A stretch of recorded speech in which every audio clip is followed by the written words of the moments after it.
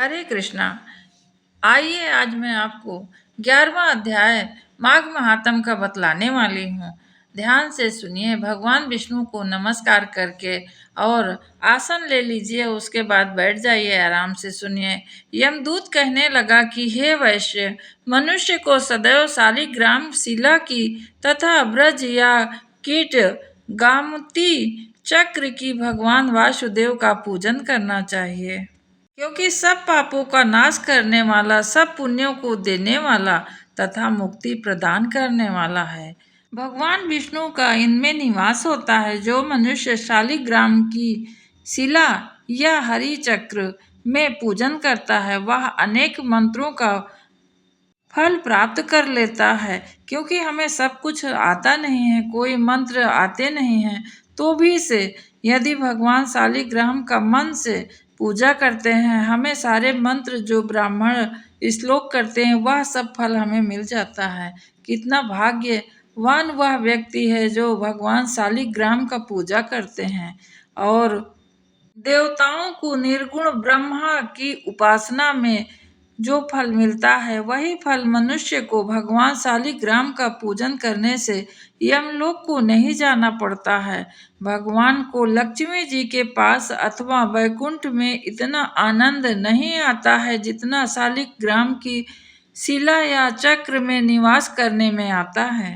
स्वर्ण के कमल के युक्त करोड़ों शिवलिंग के पूजन में से भी इतना फल नहीं मिलता जितना एक दिन शालिग्राम के पूजा से मिलता है। भक्ति पूर्वक शालिग्राम का पूजन करने से विष्णु लोक में वास करके मनुष्य चक्रवर्ती होता है। काम, क्रोध, मोह और अहंकार से युक्त होकर भी मनुष्य शालिग्राम का यदि पूजन करता है तो भी से वो वैकुंठ में प्रवेश करता है। इतना सुंदर हमारे शास्त्र बताते हैं हमेशा हमें, लेकिन अगर हम इसे ध्यान से नहीं सुनेंगे तो ये सब व्यर्थ चला जाएगा। आप सभी से निवेदन है कि आप पूजन का भाव अवश्य भगवान के प्रति बड़े संयम नियम से रहकर पूजा किया करिए, क्योंकि कलयुग में हमें ये सब जकड़ के रख रहे हैं। मोह, माया, अहंकार। अहंकार तो इतना हमारे शरीर में भरा हुआ है कि यदि कोई हमको कमी भी बता दे तो ऐसा लगता है कि ये कितना मूर्ख अज्ञानी है और हमें सिखा रहा है, जबकि वह सही बात बता रहा है, तो भी से हमें सुनना ही नहीं है वो चीज। ये कलयुग का प्रभाव है। जो सदैव शालिग्राम की पूजा करते हैं वो प्रलय काल तक स्वर्ग में वास करते हैं। दीक्षा, नियम और मंत्रों से चक्र में बलि देता है, वह निश्चय करके वैकुंठ लोक को प्राप्त होता है। जो शालिग्राम को जल से अपने शरीर में अभिषेक करता है, यानी शालिग्राम को नहलाकर वही जल को अपने शरीर में डालना चाहिए और पीना भी चाहिए, वह तो मानो संपूर्ण तीर्थों में स्नान करता है। गंगा, रेवा, गोदावरी सबका जल शालिग्राम में वास करता है।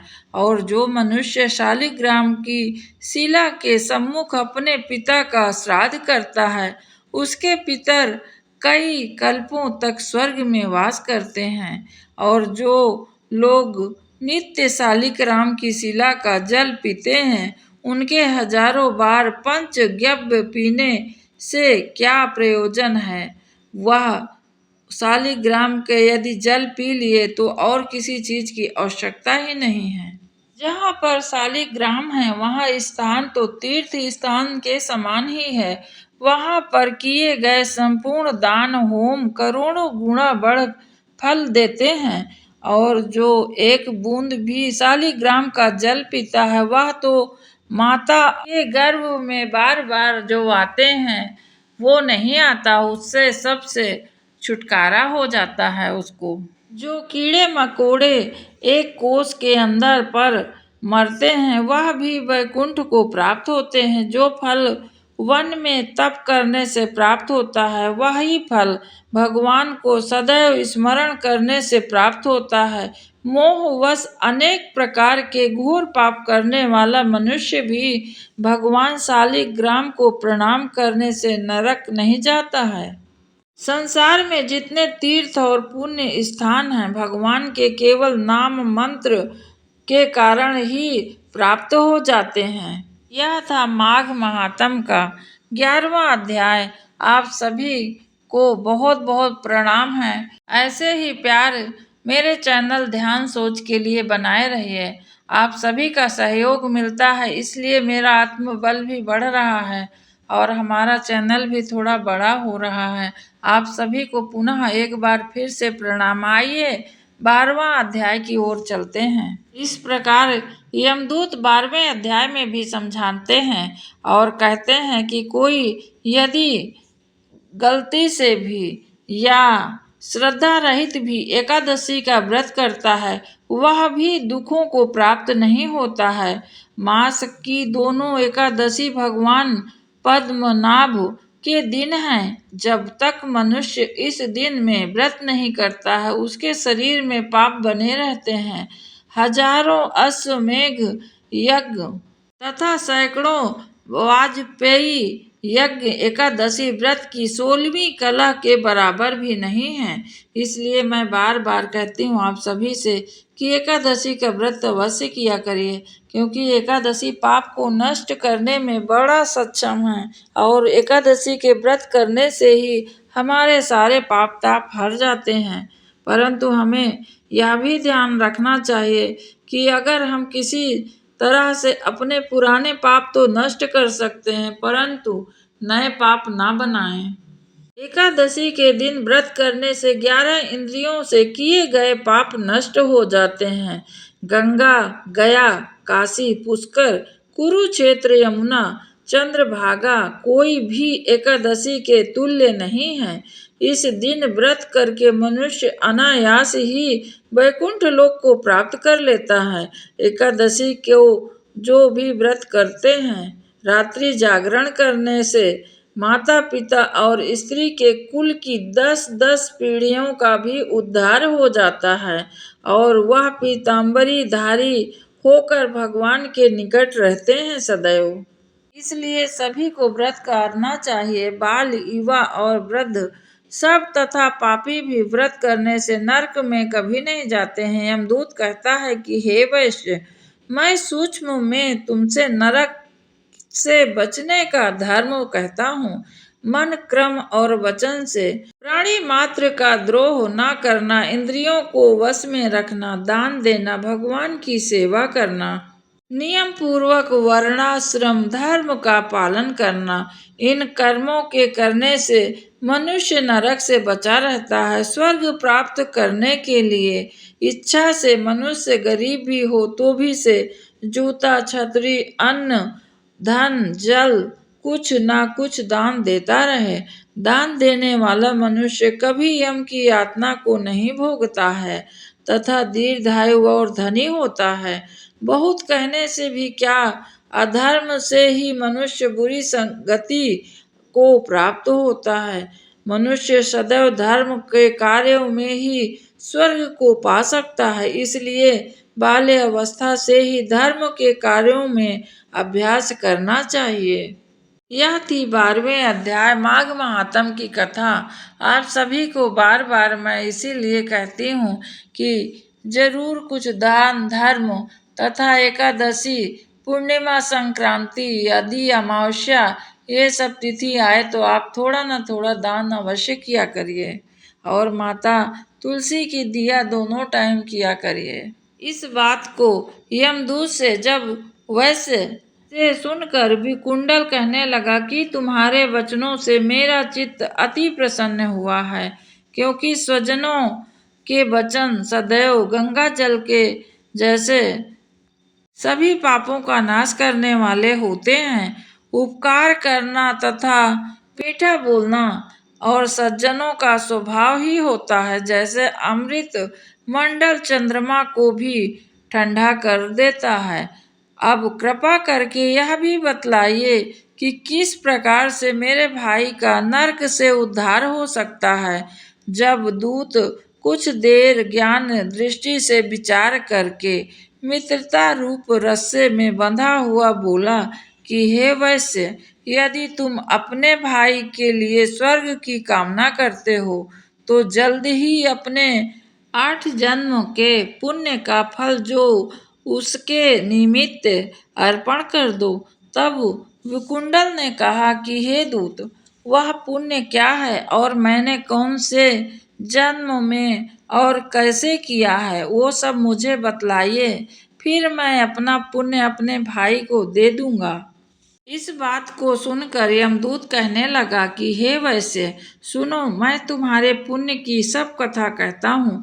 पूर्व समय में मधुबन में साल की नाम का ऋषि था। वह बड़ा तपस्वी, ब्रह्मा के समान तेज वाला था। नवग्रह की तरह उसकी स्त्री रेवती के 9 पुत्र थे, जिनके नाम ध्रुव, शशि, बुध, तार, ज्योतिमान थे। इन पांचों ने गृहस्थ आश्रम को धारण किया तथा निर्मोह, जितिमाय, ध्यानिष्ठ और गुणात्मक ये चारों संन्यास ग्रहण कर वन में चले गए, रहने लगे। ये शिखा सूत्र से रहित पत्थर और सोने को एक समान समझते थे। इनको कोई दुनियादारी से मतलब ना था। जो कोई अच्छा या बुरा उनको अन्न दे देता, वो वही प्रेम से प्रसाद समझकर पा लेते, और कोई कैसा भी कपड़ा दे देता, वह भी वो पहनकर सदैव ब्रह्मा के ही ध्यान में लगे रहते थे।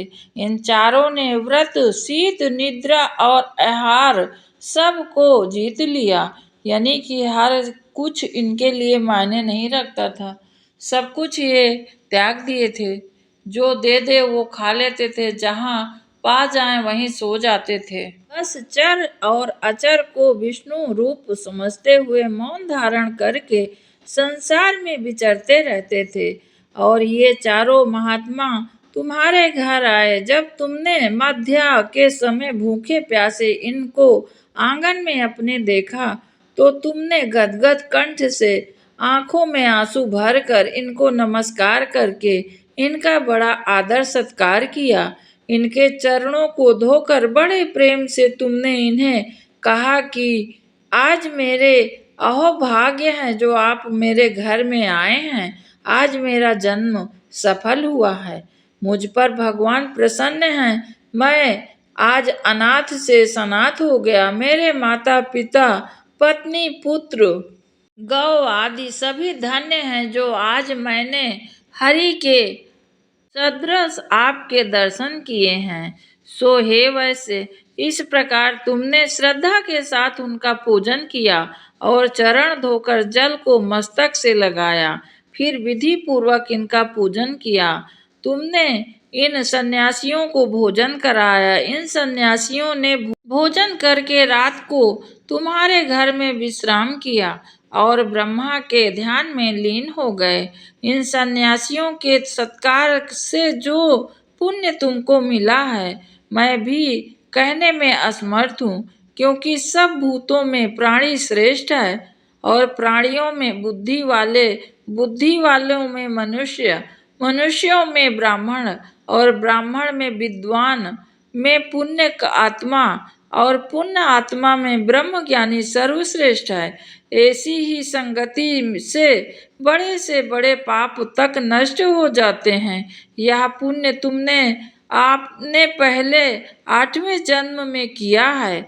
सो यदि तुम अपने भाई को नरक से मुक्त करना चाहते हो तो यह पुण्य उसे दे दो। सो दूत के ऐसे वचन को सुनकर उसने प्रसन्न चित्त से अपने पुण्य को अपने भाई कुंडल को दे दिया और वह नरक से मुक्त हो गया और दोनों भाई देवताओं से पूजित किए गए। तब दूत अपने स्थान को चला गया। इस प्रकार वैश्य के पुत्र विकुंडल ने अपना पुण्य देकर अपने भाई को नरक की यातना से बचा लिया। राजन, जो कोई इस इतिहास को पढ़ता है या सुनता है, वह हजारों गोदान का फल प्राप्त करता है, ऐसे बतलाया गया है। पहले भी मैं आपको बतलाई थी कि शास्त्रों के जितना हम पढ़ेंगे और सुनेंगे उतना ही हमारा मन पवित्र हो जाएगा। संतों का संग हमें अवश्य करना चाहिए, क्योंकि कहते हैं कि बिन सत्संगे विवेक न होई, राम कृपा बिना सुलभ न सोई। बिना संतों का संग किए हुए हमें विवेक नहीं आएगा। यदि हम दिन भर पूजा पाठ भी करते रहें और अपने शरीर में, अपनी आत्मा में कोई बदलाव ही नहीं किए, अपने रहन सहन में कोई बदलाव ही नहीं किए, तो पूजा करते समय तो हमें पुण्य अवश्य मिलता है, परंतु वही हम अपने मन, शरीर और कर्मों से जो पाप कर देते हैं जाने या अनजाने में, फिर वो हमारा पुण्य क्षय हो जाता है। इस प्रकार हजारों बार जन्म और मृत्यु के चक्कर में फंसते हैं और बार बार यही कहते हैं कि इस जन्म में भगवान आप हमारे ऊपर कृपा कर दीजिए, अगली बार हम ऐसी गलती नहीं करेंगे। और फिर से जैसे ही हमारा जन्म होता है, फिर हम सब कुछ भूलकर माया के वशीभूत हो जाते हैं। माया में हमें फंस जाना होता है, क्योंकि ये प्रकृति की चीज है, हमारा इसमें कोई जोर नहीं है। परंतु भगवान का नाम यदि हम लेते जाएंगे तो भगवान हमें उससे भी छुटकारा दिला सकते हैं। रामचरितमानस में लिखा हुआ है कि सुनि समुझहि जन मुदित मने, मन जहि अति अनुराग। अर्थात जो मनुष्य इस संत समाज रूपी तीर्थ राज का प्रभाव प्रसन्न मन से सुनते हैं और समझते हैं, लई हैं चारि फल अक्षत तनु, साधु समाज प्रयाग।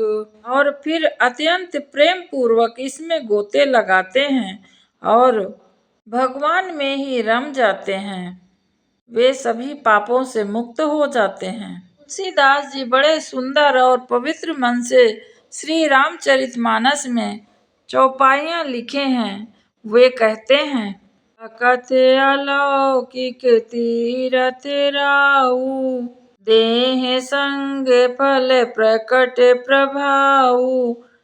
वह तीर्थ राज अलौकिक और अकथनीय है एवं तत्काल फल देने वाला है। साधु संत और ऋषि इसे जानते हैं और बड़े मन से इसीलिए श्रद्धा के साथ वहाँ स्नान करने जाते हैं और दर्शन करते हैं। आगे तुलसीदास जी लिखते हैं, कहते हैं, बटु विश्वास अनल निज धरे माँ, तीरथ राज समाज सुकर माँ। उस संत समाज रूपी प्रयाग में अपने धर्म में जो अटल विश्वास, वह अक्षय वट है और शुभ कर्म ही उस तीर्थ राज का समाज है।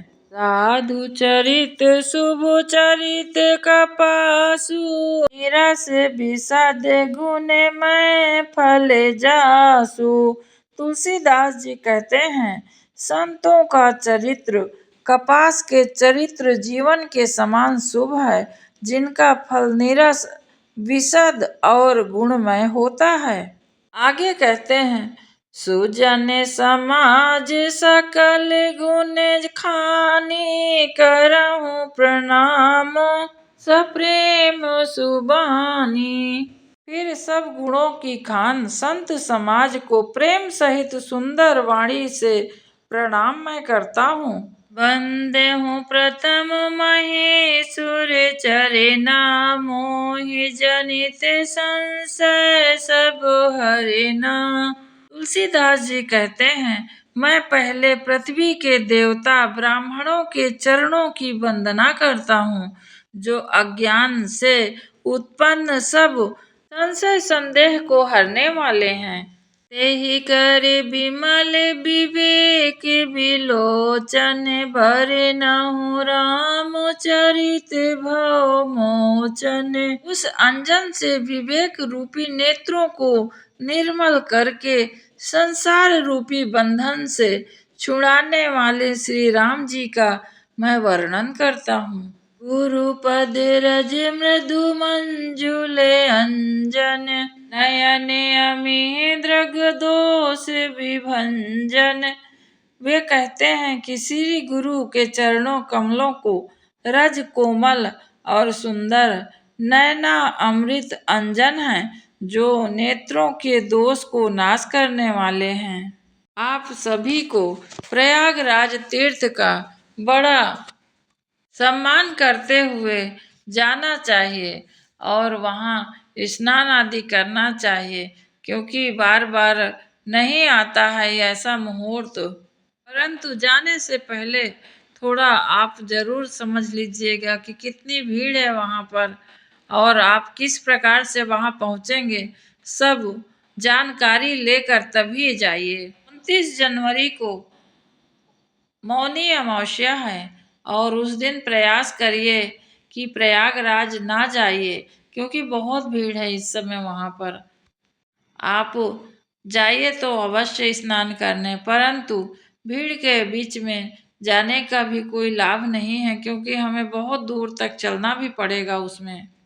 तो गंगा जी का पुण्य हम किस प्रकार अपने घरों में भी पा सकते हैं। थोड़े से गंगा जल को अपने ऊपर डालकर माँ गंगा का स्मरण करके आप वही पुण्य कमा सकते हैं, क्योंकि मन में आपके हृदय में यदि माँ गंगा का ध्यान हो गया तो अवश्य उसमें पुण्य के भागी आप भी होंगे। अमावस्या के दिन थोड़े दान जरूर किया करिए। गुड़ या मीठी चीज का कुछ भी बनाकर आप भोग अवश्य भगवान को लगाकर लोगों को थोड़ा दान दिया करिए। इसके बाद 3 फरवरी को पंचमी पड़ रही है, उस दिन भी भारी भीड़ होगी प्रयागराज में, इससे भी बचना चाहिए हमें। उसके बाद 26 फरवरी तक आप किसी भी दिन जाकर स्नान कर लीजिए वहाँ पर। आज के लिए बस इतना ही। आप सभी को माघ महात्म का स्नान तथा दान पुण्य करने का मैं इसलिए इतना बतलाते रहती हूँ कि इसकी महिमा कई शास्त्रों में वर्णित है। आप सभी इस अवसर का लाभ अवश्य उठाइए। आज के लिए बस इतना ही। स्नान, दान और माघ महात्म यह आप प्रतिदिन ध्यान सोच चैनल से वीडियो अवश्य देखिए।